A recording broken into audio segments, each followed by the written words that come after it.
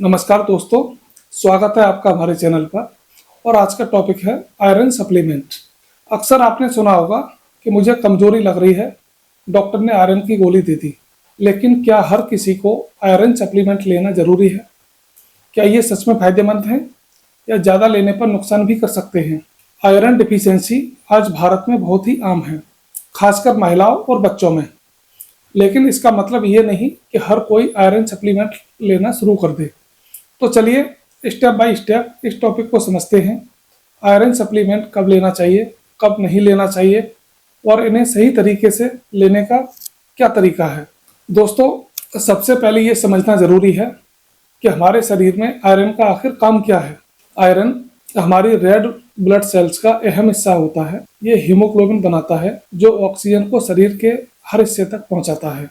अगर आयरन कम हो जाए तो बॉडी में ऑक्सीजन ट्रांसपोर्ट रुक जाता है। साथ में थकान, चक्कर, कमजोरी, सांस फूलना जैसी समस्याएं शुरू हो जाती हैं। WHO की एक रिपोर्ट के अनुसार दुनिया में करीब 1.6 बिलियन लोग एनीमिया से पीड़ित हैं। इसमें से सबसे बड़ा मेजर कारण है आयरन की डिफिशियंसी।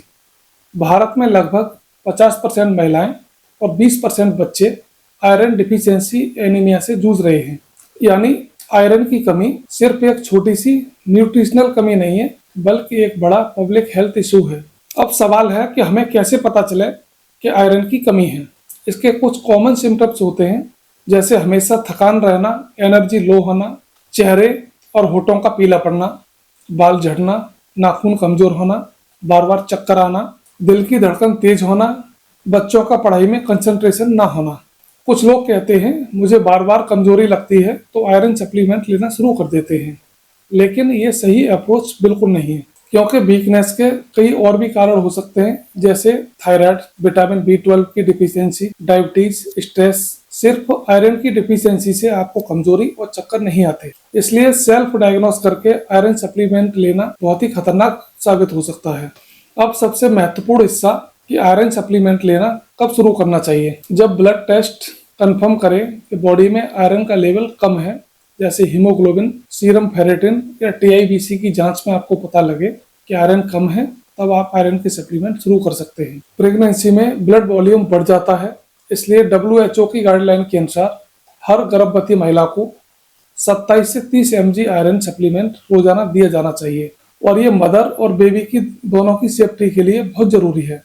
जिन महिलाओं को ज्यादा ब्लीडिंग होती है उनमें आयरन डिफिशियंसी का रिस्क बहुत अधिक होता है। रेगुलर मॉनिटरिंग और सप्लीमेंट यहाँ लाइफ सेवर होते हैं। ग्रोथ एज में बॉडी को ज्यादा आयरन चाहिए, इसलिए खासकर 10 से 19 साल के बीच में एनीमिया बहुत ही कॉमन होता है। प्लांट बेस्ड डाइट में हीम आयरन की कमी होती है जो हमें एनिमल फूड से मिलता है, इसलिए ऐसे लोगों में डिफिशियंसी का खतरा ज्यादा बढ़ जाता है। साथ ही क्रॉनिक इलनेस वाले लोग, जैसे किडनी की बीमारी, कैंसर ट्रीटमेंट या फिर बैरिएट्रिक सर्जरी के बाद। मतलब साफ है, आयरन सप्लीमेंट हमें तभी लेने चाहिए जब बॉडी को सच में उसकी जरूरत हो और डॉक्टर कंफर्म कर दे। अब आते हैं उस हिस्से पर जो बहुत लोग इग्नोर करते हैं, आयरन सप्लीमेंट कब नहीं लेना चाहिए। अगर वीकनेस के आधार पर आयरन लेना शुरू कर दिया है तो ये आपके लिए रिस्क हो सकता है। अगर आपकी रिपोर्ट्स नॉर्मल हैं तो आयरन सप्लीमेंट लेना बेकार है। ज्यादा आयरन फ्री रेडिकल्स बनाकर बॉडी सेल्स को नुकसान पहुंचाता है। कुछ इन्फेक्शन के दौरान आयरन बैक्टीरिया की ग्रोथ को बढ़ा सकता है, इसलिए एक्यूट इन्फेक्शन में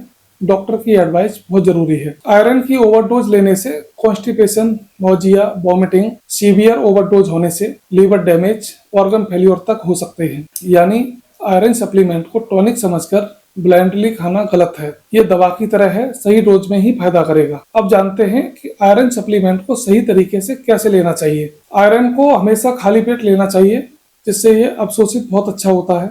साथ ही विटामिन C के साथ लेंगे, जैसे ऑरेंज जूस, आंवला, लेमन, और इनके साथ लेंगे तो फायदा ज्यादा करेगा। टी, कॉफी, डेयरी प्रोडक्ट के साथ ना लें, ये इनके अवशोषण को कम कर देते हैं। हाई डोज एक साथ लेने से कॉन्स्टिपेशन का खतरा बढ़ जाता है। 2-3 महीने बाद ब्लड टेस्ट करवाकर ये देखना जरूरी है कि जो मैं आयरन ले रहा हूँ उसका असर हुआ है या नहीं हुआ। और याद रखिए, सिर्फ सप्लीमेंट पर डिपेंड होना ठीक नहीं है, डाइट से भी आयरन लेना बहुत जरूरी है। अब डाइट की बात करते हैं तो आयरन सप्लीमेंट के साथ या फिर उसके बिना कुछ फूड हेल्पफुल हैं। अगर हम नॉनवेज की बात करें तो liver, red meat, fish, chicken, इनमें बहुत ही आयरन पाया जाता है।